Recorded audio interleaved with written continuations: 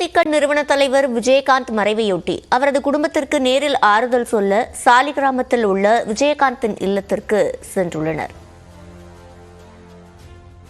கூடுதல் விவரங்களை செய்தியாளர் கீதனிடம் கேட்கலாம். கீதன், தற்போது அஞ்சலி செலுத்துவதற்காக யாரெல்லாம் அங்கு சென்றிருக்கிறார்கள்? மறைந்த தேமுதிக நிறுவன தலைவர் விஜயகாந்த் மறைவை ஒட்டி தற்பொழுது இங்கே விருகம்பாக்கத்தில் இருக்கக்கூடிய அவரது மறைந்த விஜயகாந்த் அவர்கள் மைத்துனர் சுதீஷ் இல்லத்திற்கு அம்மா மக்கள் முன்னேற்ற கழக பொதுச் செயலாளர் டிடிவி தினகரன் வந்து விஜயகாந்த் அவர்களுடைய மனைவி பிரேமலதா விஜயகாந்த், அவரது மகன்கள் சண்முக பாண்டியன், விஜய் பிரபாகரன் உள்ளிட்டோரை சந்தித்து தற்பொழுது நேரில் ஆறுதல் தெரிவித்து வருகின்றார்.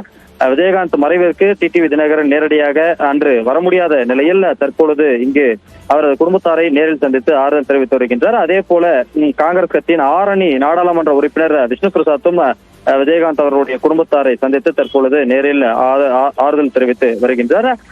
தற்பொழுது இந்த ஆறுதல் சந்திப்பானது சுதீஷ் அவர்களுடைய இல்லத்தில் நடைபெற்று வருகின்றது. விவரங்களை வழங்கியமைக்கு நன்றி கீதன்.